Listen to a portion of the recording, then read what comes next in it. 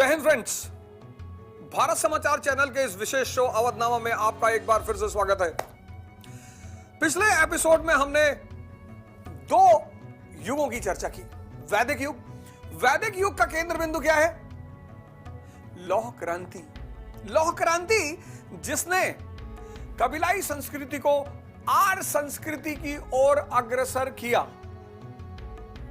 कबीलाई संस्कृति को आर्य संस्कृति की ओर अग्रसर किया। कैसे? कृषि अर्थव्यवस्था की नींव रखकर। दूसरे युग जो मैंने चर्चा शुरू की, उस युग का नाम है छठी शताब्दी ईसा पूर्व, यानी बुद्ध काल। इस युग की केंद्रीय घटना है द्वितीय नगरीय क्रांति, सेकेंड अर्बनाइजेशन, जिसने अर्थव्यवस्था को बदला, राजनीति को बदला, समाज को बदला। द्वितीय नगरीय क्रांति, ये अंतर संबंध मैं आपको सिखा रहा हूं, interconnectivity between economy, polity, society. Awadhnama का के इस विशेष शो का एक प्रमुख उद्देश्य है पढ़ो, जागो, उन्नति करो।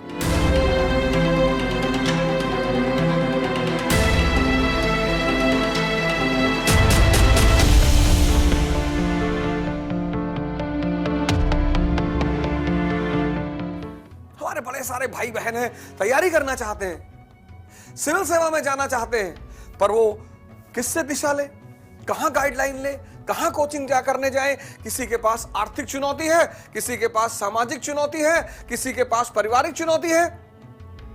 अब आप सब पढ़ो। हमारी बहनें जिनकी शादियां हो चुकी हैं, बच्चे हैं, परिवार है, 2 घंटे पर डे। हमारे भाई जो छोटी मोटी नौकरियां कर रहे हैं, 2 घंटे पर डे बस। 3 साल बाद सिलेक्शन होगा।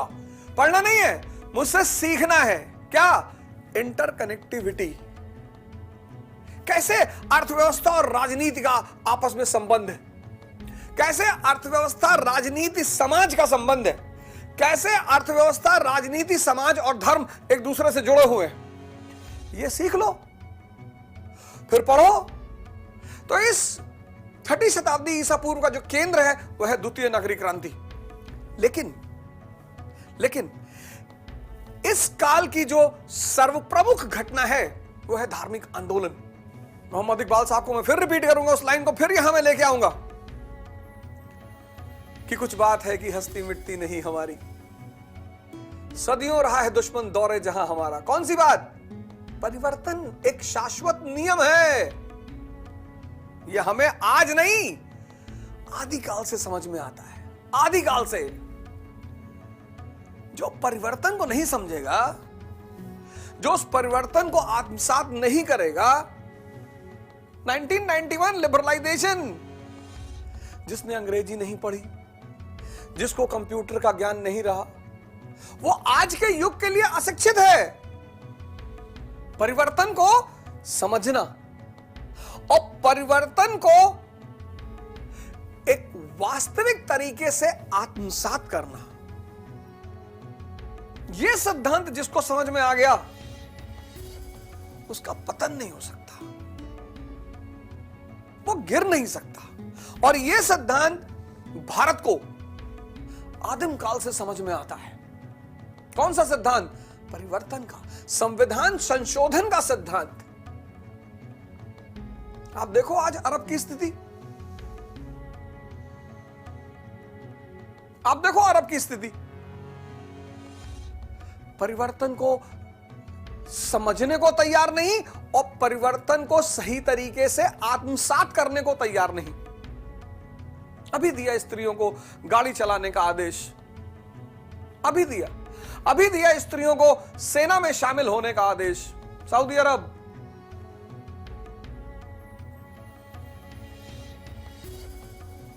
धार्मिक आंदोलन। और भारत में छठी शताब्दी ईसा पूर्व यह पहला धार्मिक आंदोलन नहीं है, एकमात्र धार्मिक आंदोलन नहीं है। छठी शताब्दी ईसा पूर्व का जो धार्मिक आंदोलन है वो भारत का एकमात्र धार्मिक आंदोलन नहीं है। पहला आंदोलन छठी शताब्दी ईसा पूर्व, जिसकी हमें जानकारी है।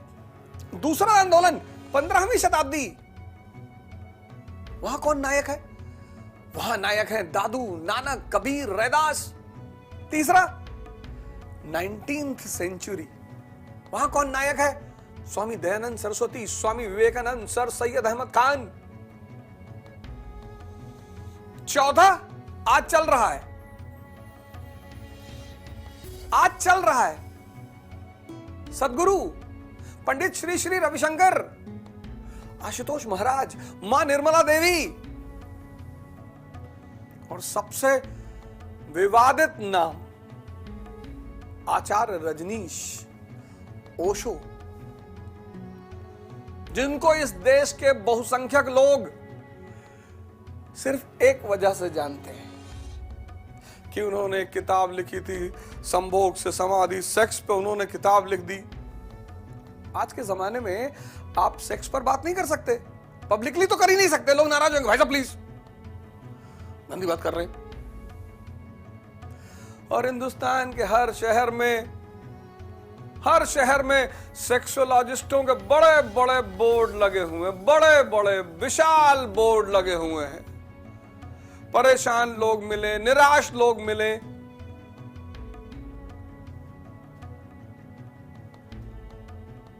यूरोप में तो नहीं लगा है,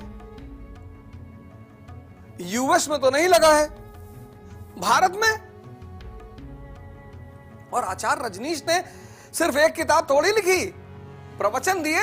संत पलटू पे उनकी किताब है, संत रविदास पे उनकी किताब है, संत कबीर पे उनकी किताब है, कृष्ण पर उनकी किताब है, मीरा पे उनकी किताब है, चैतन्य पर उनकी किताब है, अरिस्टोटल पे है, लाओ त्से पे है। उसको पढ़ लो। दुनिया में पहला स्थान है भारत का पॉर्न साइट देखने में, पहला स्थान, पहला पॉर्न साइट देखने में भारत का पहला स्थान है। इस बात पे भी बहुत लोग खुश होंगे कि चलो कहीं तो पहला है। भारत में धार्मिक आंदोलन कोई एकमात्र घटना नहीं 6वीं शताब्दी ईसा पूर्व की। ये बात मोहम्मद इकबाल साहब को समझ में आती थी कि कुछ बात है कि हस्ती मिटती नहीं हमारी। परिवर्तन समझ में आता है, परिवर्तन को आत्मसात करने का तरीका समझ में आता है,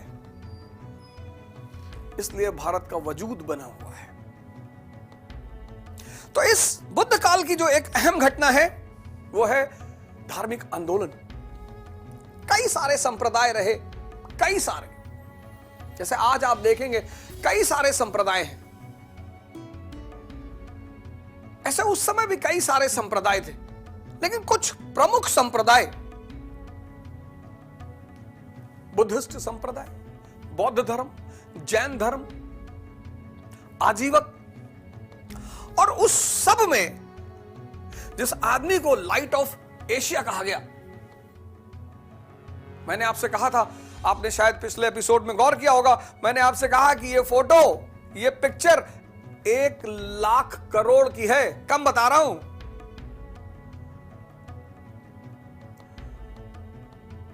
1 लाख करोड़। हिंदुओं ने कुछ चीजें इजाद की जो बड़ी अनोखी, उनमें से एक चीज है मूर्ति पूजा। बड़ी अनोखी चीज, बड़ी अनोखी मूर्ति पूजा। लेकिन कभी कभी कुछ चीजें पैदा होती हैं कुछ उद्देश्य लेकर, और बाद के लोग जिस उद्देश्य को लेकर वो पैदा हुई थी वो भूल जाते हैं। बस वहीं पर वो चीज जो कभी अमृत थी वो जहर बन जाती है। स्वामी दयानंद सरस्वती ने मूर्ति पूजा का विरोध किया, कबीर ने किया, पाथर पूजे हर मिले तो मैं पूजू पहाड़। इसका मतलब मूर्ति पूजा गलत है? नहीं, गलत है ही नहीं। इस दुनिया में गलत कुछ भी नहीं है। जब भी कोई चीज अपने वास्तविक स्वरूप से भटक कर, फिर से सुनिएगा, जब भी कोई चीज अपने वास्तविक स्वरूप से भटक कर पतन का कारण बनने लगे, तब वो गलत बन जाती है।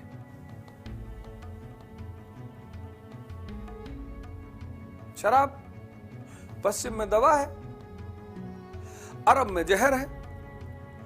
1 लाख करोड़ की फोटो, आप कहेंगे भैया इसको बताओ कैसे 1 लाख करोड़।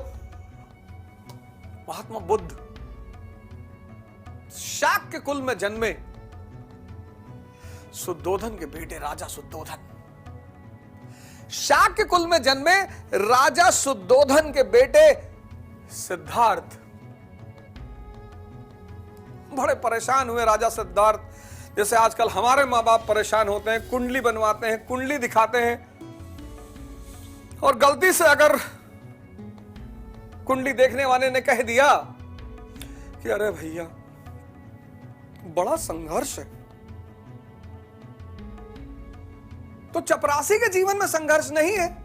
भारत का प्रधानमंत्री, उसके जीवन में सबसे ज्यादा संघर्ष है।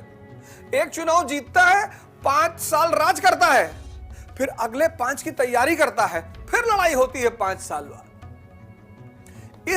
इस देश में जो सबसे संघर्ष वाला पद है वो है भारत के प्रधानमंत्री का पद। और इस देश में जो संघर्ष विहीन पद है वो है चपरासी का पद। तो जिसको भी संघर्ष नहीं चाहिए वो राजा बनने का ख्वाब छोड़ दे।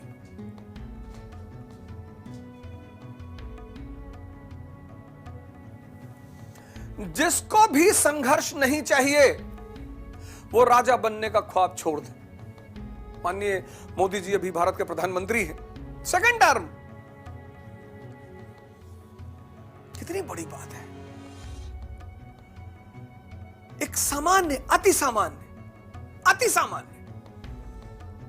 घर से निकला हुआ व्यक्ति एक प्रधानमंत्री के रूप में, बाद में इतिहास उनका विश्लेषण कैसा करेगा मैं उस पर नहीं जा रहा हूं, एक व्यक्तित्व के रूप में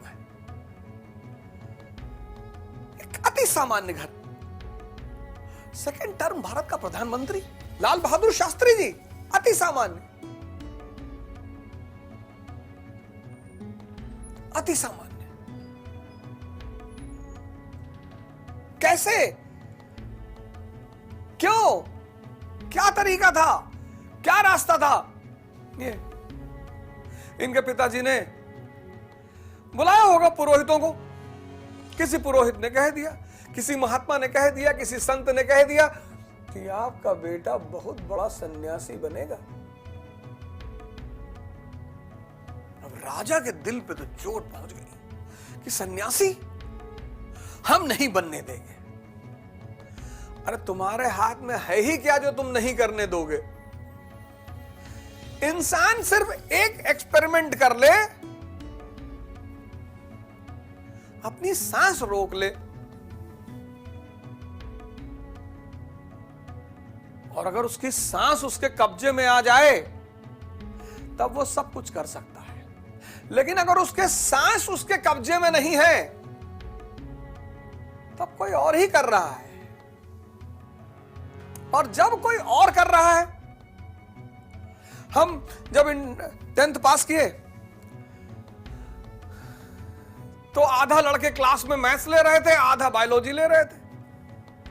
जिनको आईआईटी में जाना था वो मैथ्स ले रहे थे, और जिनको डॉक्टर बनना था वो बायोलॉजी ले रहे थे। तीसरा विकल्प भी नहीं था। हमारी माता जी ने पूछा कि तुम क्या लोगे? हमने कहा यार हमारा तो दोनों पढ़ने का मन नहीं।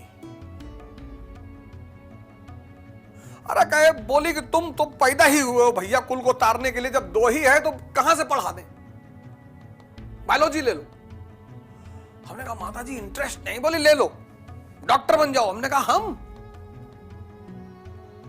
हमारे में कहां इतना धैर्य है कि पिन वगैरह पकड़ के ऑपरेट करें। हम तो भाई कि डाल के खोलो देखें क्या है अंदर।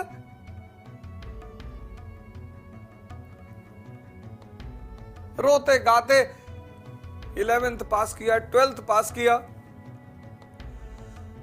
मैं इस देश और इस दुनिया के सभी मां बाप से निवेदन करूंगा कि जहां तक संभव हो सके अपने बच्चों के मत का भी सम्मान किया करिए। करना उन्हें है, लड़ना उन्हें है, युद्ध उन्हें करना है। तो जो अस्त्र वो उठाना चाहे उठाने दीजिए। जब अपनी मर्जी का अस्त्र उठाएंगे तो ज्यादा अच्छी लड़ाई लड़ेंगे। जहां तक संभव हो सके। कभी कभी अभिभावक सही होते हैं, बच्चे गलत कर रहे होते हैं, वो भी एक दुर्घटना है।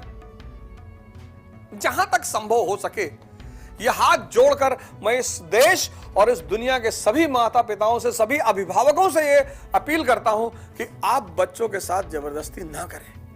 तो इनके पिता ने कहा, राजा शुद्धोधन ने कहा कि हम बनने ही नहीं देंगे, हम तो आईएएस बनाएंगे, हम सन्यासी बनने ही नहीं देंगे। और इस हठ में वो एक गलती कर गए। कौन सी? भोग विलास, मतलब जितनी चीजें इंद्रियों से जुड़ी हैं उसका अतिरेक कर दिया। स्त्रियां, शराब, रंग महल, नृत्य, गाना।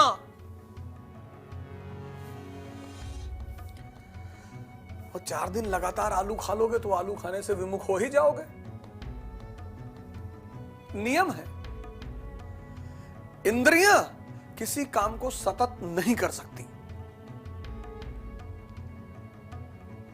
इसलिए माएं बच्चों को सुलाती हैं तो एक ही लाइन रिपीट करती रहती हैं, चंदा मामा आजा, चंदा मामा आजा। वो 50 बार सुनता है, सो जाता है कि सोचता है कि आगे भी कहोगे।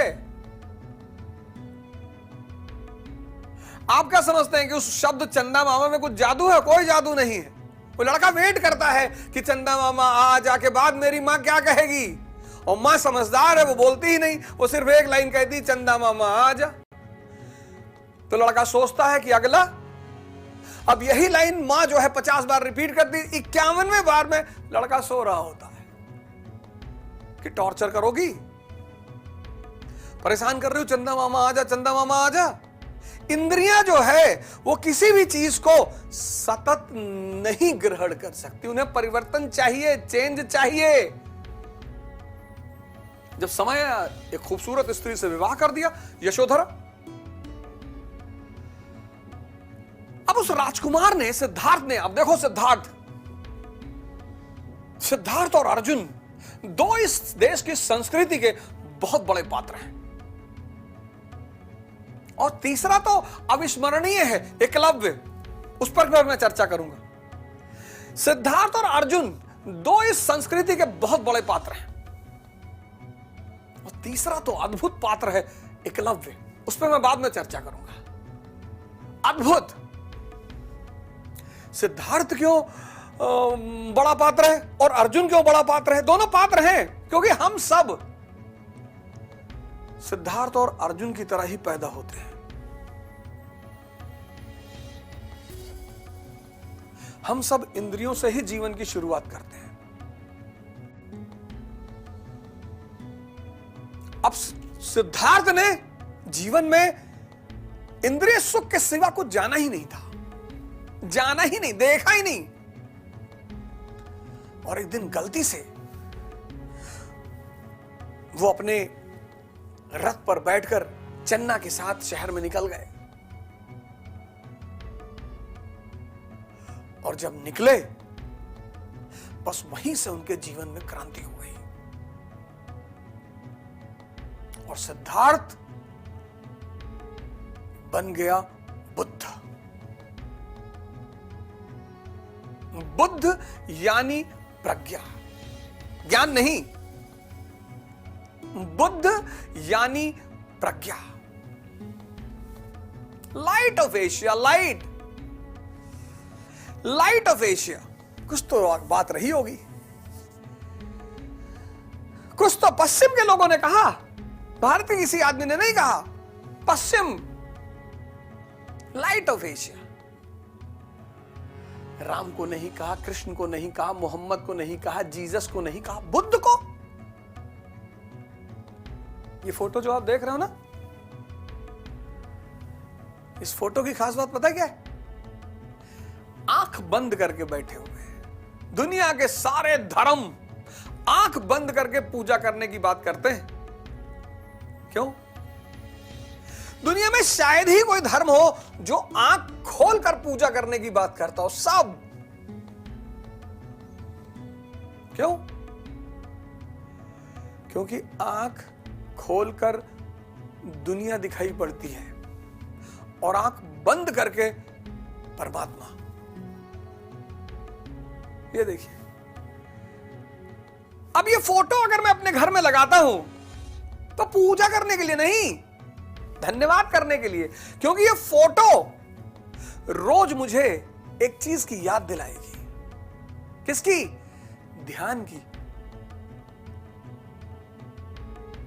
आप आंख खोलकर 40 घंटे बैठ सकते हो। बड़े बड़े तीरंदाज हैं जो 60 भी बैठ जाएंगे, लेकिन आप आंख बंद करके 10 मिनट शांति से नहीं बैठ पाओगे। ट्राई करना। आप आंख खोलकर कितने भी घंटे बैठ जाओ, रात भर मूवी देख लो, रात भर नॉवेल पढ़ लो, लेकिन आंख बंद करके। और जो आदमी प्रतिदिन 1 घंटे आंख बंद करके शांति से बैठ सकता है, वो कुछ अच्छा करेगा। उसके दिमाग की ताकत बढ़ रही है ना। जैसे शरीर की ताकत बढ़ाने के लिए एक्सरसाइज है, ऐसे मन की ताकत को बढ़ाने के लिए ध्यान है। और जिसके पास शारीरिक और मानसिक ताकत है वही कुछ करेगा। ये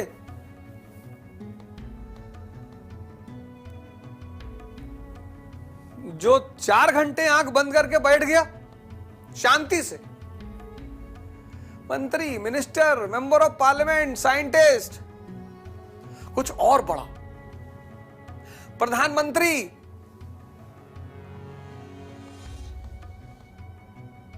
और जो 24 घंटे आंख बंद करके बैठ रहा है वो भगवान, शांति से। तो ये जो फोटो है ये संदेश दे रही है कि ध्यान ही माध्यम है महान बनने का। क्या बात है। 1 लाख करोड़ लोग आके पूछते हैं, भैया सर पढ़ाई नहीं हो रही। मैं कहता हूं ध्यान करो। ध्यान करते हैं, 5 मिनट बैठते हैं। 5 मिनट? एक दाना गेहूं खा के बॉडी बनाओगे कि 1 चम्मच दूध पी के प्रोटीन पाओगे? 5 मिनट। पैसा तो कमाना चाहते हो 5,000 करोड़, गाड़ी रखना चाहते हो रोल्स रॉयस, शादी करना चाहते हो ब्रह्मांड सुंदरी से, प्रदेश सुंदरी नहीं, तो ध्यान करते हो 5 मिनट।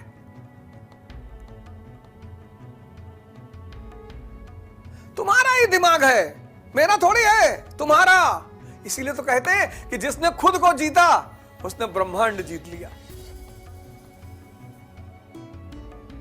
ये देखिए, इसीलिए हिंदुओं ने मूर्ति पूजा शुरू की कि मूर्ति, तब तो पेंटिंग, तब तो पिक्चर और कैलेंडर का हिसाब किताब नहीं था, नहीं तो मूर्ति याद दिलाएगी किसका? उद्देश्य का।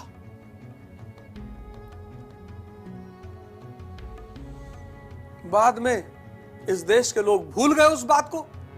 तब स्वामी दयानंद सरस्वती ने कहा कि जब तुम मुख्य उद्देश्य ही भूल गए तो मूर्ति पूजा अब बेकार है। अब मूर्ति पूजा का कोई फायदा नहीं। अब मैं इनकी फोटो के सामने जाके कहूं कि प्रभु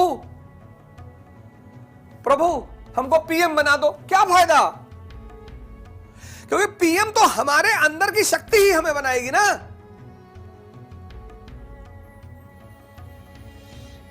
इसलिए ये मूर्ति, ये फोटो 1 लाख करोड़ की है, क्योंकि ये संदेश किसका देती है?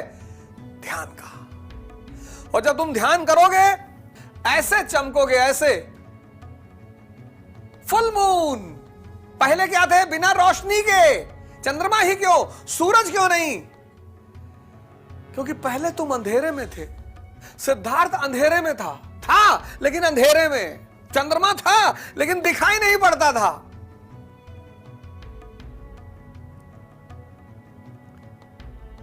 लेकिन जहां तुमने ध्यान शुरू किया, चंद्रमा धीरे धीरे दिखाई। और एक दिन ऐसा आएगा जब तुम फुल मून हो जाओगे, इतना चमकोगे कि समुद्र की लहरें तुम्हें छूने की कोशिश करेंगी। देखो,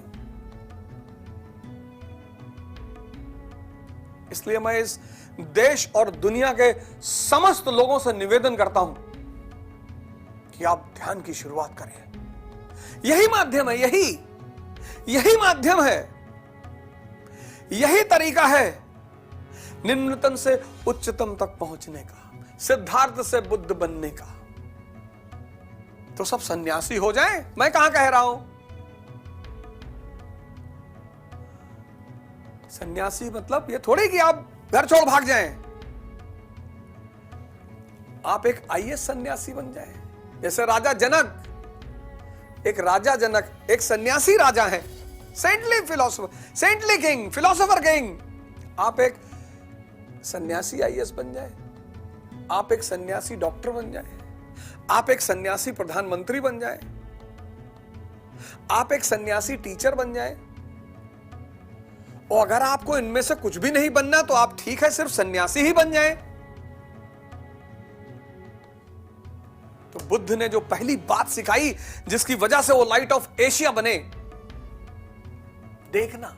अब मुझे ऐसा लगता है, ऐसा मुझे प्रतीत होता है कि दर्शन जो शब्द है वो बुद्ध से ही प्रेरित है, जो देखकर सीखा जाए।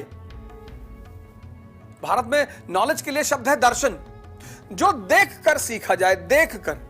ये पहली चीज बुद्ध की देन है, देखकर सीखना। सिद्धार्थ को 4 चीजें दिखाई पड़ी, वो 4 हम भी देखते हैं डेली। पहली चीज, बुजुर्ग आदमी हम नहीं देखते, हम देखते हैं। दूसरी चीज, बीमार आदमी हम नहीं देखते, देखते हैं। तीसरी चीज, मृत, डेड बॉडी हम नहीं देखा, देखा। और चौथी चीज, सन्यासी। हम भी ये 4 चीजें देखते हैं। आइंस्टीन पढ़ के वहां, आइंस्टीन, न्यूटन बैठा हुआ है, देख रहा है, और सेब गिरा, वहीं से लॉ ऑफ ग्रेविटेशन की खोज हो गई। देखकर, देखकर। आप पढ़ते हो और आप किताब पढ़ रहे हो, तो जो भी आप पढ़ रहे हो अगर उसकी पिक्चर यहां नहीं बन रही है तो पढ़ाई वेस्ट जा रही है। मेरा आप सबसे हाथ जोड़कर निवेदन है कि जब आप पढ़ें इस बात पर गौर करें कि जो आप पढ़ रहे हैं उसकी पिक्चर यहां बन रही है कि नहीं। ये पर्दा है, तभी तो रात में सपना दिखाई पड़ता है।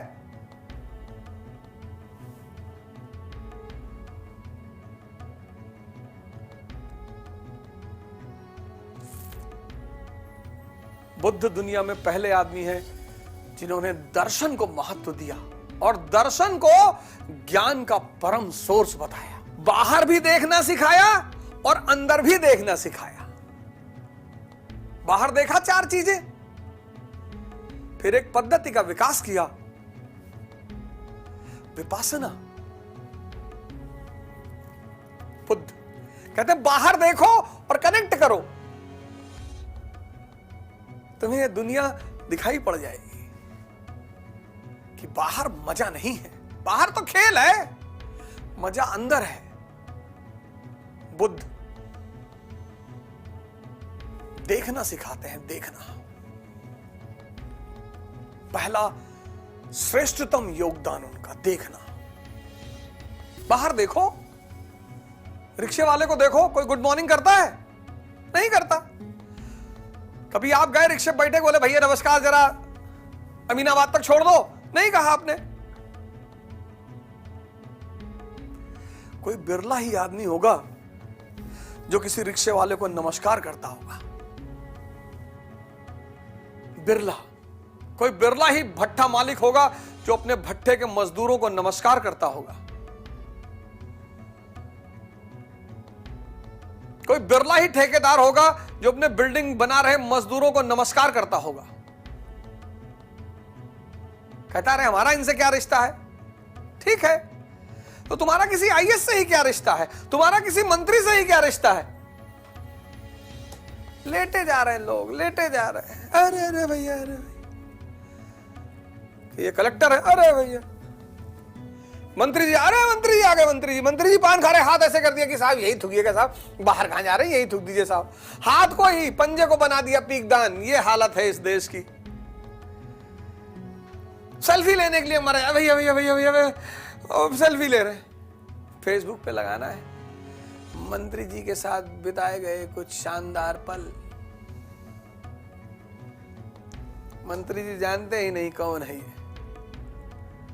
ये सब छोड़ दो आदतें। अपनी गरिमा में भी बिलीव करो, तुम भी खुदा से कम नहीं हो। क्यों लेना किसी के साथ सेल्फी? पैर छूना हमारे देश की संस्कृति है, उसका जिसने आपके जीवन में परिवर्तन किया हो। मां बाप तो अनिवार्य हैं, उनका तो छूना है, अस्तित्व ही उन्हीं की वजह से है, लेकिन उनके बाद अगर किसी का आप छू रहे हैं तो आपके मन में श्रद्धा होनी चाहिए, भय नहीं होना चाहिए।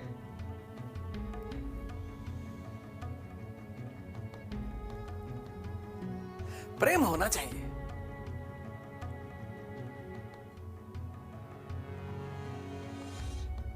प्रेम यह बुद्ध की पहली महानतम देन है। देखना, इसलिए मैं आप सबसे यह भी कहूंगा कि जिनको भी जीवन में लगता है दिक्कत है, विपश्यना करने जरूर जाएं। इसका मतलब मंदिर ना जाए, अरे मंदिर तो जाना ही है। मंदिर, मस्जिद, चर्च, गिरजाघर क्यों बने थे? इसीलिए बने थे कि जब दिन भर काम कर लोगे तो शाम के वक्त एक ऐसी जगह जाओगे जहां तुम आंख बंद करके बैठोगे। मंदिर, मस्जिद, गिरजाघर, चर्च, ये सब आईने हैं। किसके? मन के।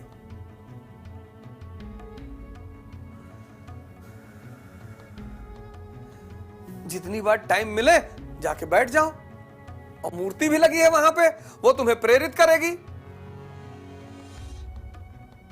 भगत सिंह की फोटो देखोगे तो उत्तेजना नहीं पैदा होगी, तो श्री राम की प्रतिमा देखोगे तो त्याग और तपस्या की भावना नहीं पैदा होगी। बुद्ध एक ऐसा सन्यासी जिसने देखना सिखाया, बाहर और भीतर, और कहा कि जिसको देखना आ गया वो महान, जिसको देखना आ गया वो जिंदा, जिसको देखना आ गया वो भगवान। अब आप डिसाइड कर लो आपको क्या बनना है।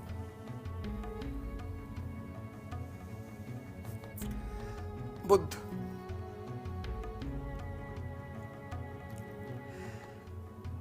बंद करो आंख। मैं तो देखता हूं इतने सारे लोग दूसरे से परेशान हैं। इस दुनिया का सबसे बड़ा भ्रम कि हमें दूसरा परेशान कर रहा है, उसकी क्या क्षमता। मैं तो यदा कदा विवादों में घिर जाता हूं, कंट्रोवर्सी में घिर जाता हूं। कभी हमारे हिंदू भाई नाराज हो जाते हैं, कभी मुसलमान हो जाते हैं, कभी क्षत्रिय हो जाते हैं, कभी ब्राह्मण हो जाते हैं, कभी यादव हो जाते, नाराज हो जाते हैं। भैया हमको ऐसे बोल दिया, भैया हम क्यों बोलेंगे? मैं इस देश में पैदा हुआ हूं, ये देश हम सबका मां है, हम सब भाई हैं। हम आपको गाली देंगे तो वो मुझे नहीं पड़ेगी,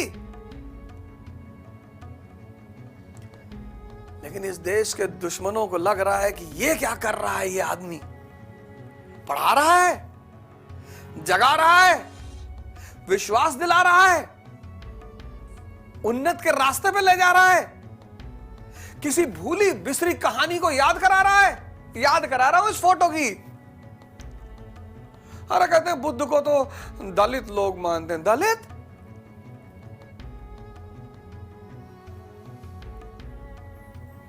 हर आदमी जो गरीब है वो दलित है। हर आदमी जिसके पास अच्छी शिक्षा नहीं है वो दलित है। हर आदमी जिसके पास अच्छा स्वास्थ्य सुविधा नहीं है वो दलित है। यही तो डॉक्टर अंबेडकर कहते थे।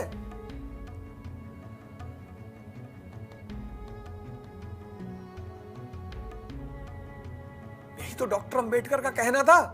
मैं जब आधुनिक युग पर आऊंगा तो आपको डॉक्टर अंबेडकर की कहानी सुनाऊंगा। गांधी, अंबेडकर, नेहरू, पटेल, सावरकर, सब महान विभूतियां हैं इस देश की। मदन मोहन मालवीय, महानतम लोग हैं ये, सीखने वाले लोग हैं।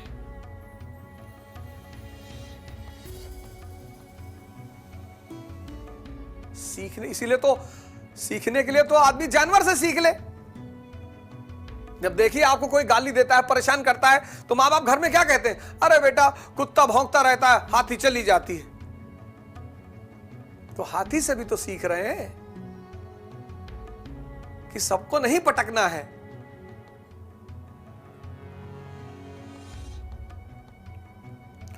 बुद्ध की पहली महानतम देन इस दुनिया को, कहते हैं ना, अपना दृष्टिकोण बदल लो, नजरिया बदल लो, तो जीवन बदल जाएगा। हमारा सबसे प्रिय मित्र मन और हमारा सबसे खतरनाक दुश्मन मन।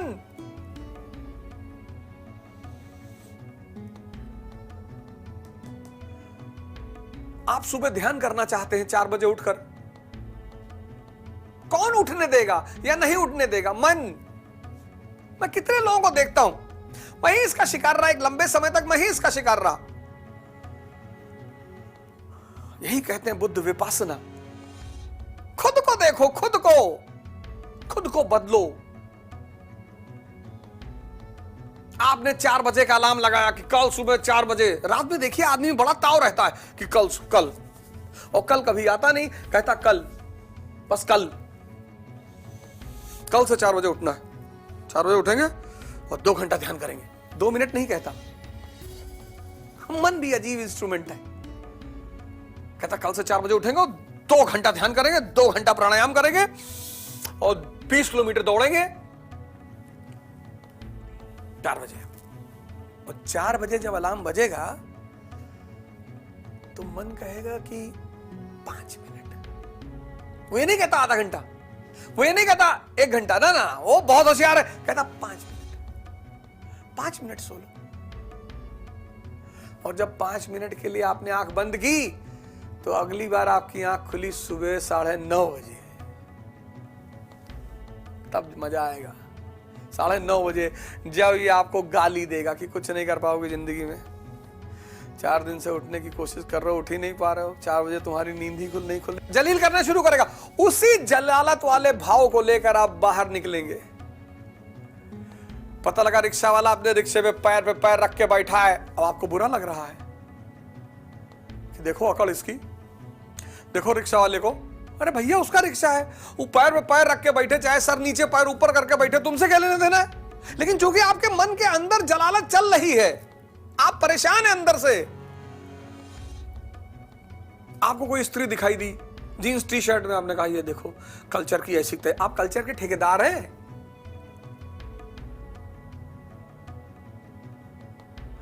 और अगर आपके मन ने आपकी सुन ली और 4 बजे उठा दिया और आधा घंटा ध्यान करा दिया और आधा घंटा प्राणायाम और योग करा दिया और 5 किलोमीटर की वॉक करा दी और आप मस्त हैं, और सुबह आप निकले और रिक्शे वाले को पैर पे पैर रखे देखा, आपने कहा वाह यार राजा की तरह लग रहा हो बॉस, कहां के रहने वाले हो? भैया 12 के हैं भैया। अच्छा खुश रहो। और आपने किसी स्त्री को जीन्स और टी शर्ट में देखा और आपने कहा देखो हमारा देश कितना विकास कर रहा है, स्त्रियां साड़ी से निकलकर अब आधुनिक युग में आ रही, वाह। इसीलिए तो कहते हैं कि तुम जो बाहर देखते हो वो तुम्हारे अंदर का प्रतिबिंब है।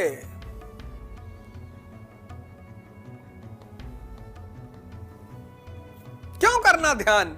किसको देखना ध्यान में? मन को। क्यों बंद करें आंखें? मन को देखने के लिए। क्यों करें ध्यान? मन को मजबूत करने के लिए। उससे क्या होगा? शक्तिशाली मन। स्टीफन हॉकिंस, पूरी शरीर खराब है, सिर्फ दिमाग सही है। नोबेल प्राइज विनर, मैंने फोटो लगा रखी है। शरीर से ज्यादा बड़ा मन है। शरीर स्वस्थ है और दिमाग खराब है, खत्म, कोई रास्ता ही नहीं उसे ठीक करने का। दुर्योधन, शरीर स्वस्थ है और दिमाग खराब है। दुर्योधन, और मन स्वस्थ है लेकिन शरीर खराब है, तो आप महान हो सकते हो। स्टीफन हॉकिंस, अष्टावक्र, महात्मा अष्टावक्र। इसलिए जीवन में पहली प्रायोरिटी दीजिए मन को मजबूत करने का। आप 4 घंटा पढ़ना चाहते हैं, आपका मन आपके साथ है, 6 घंटे पढ़ा देगा, पता ही नहीं चलेगा।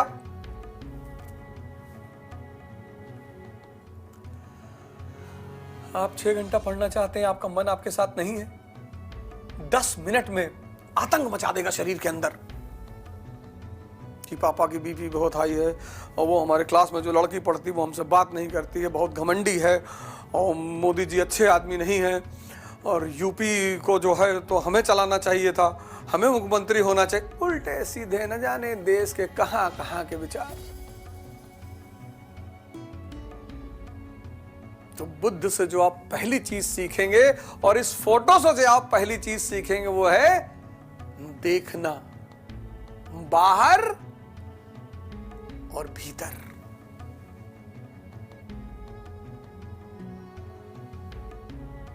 देखना।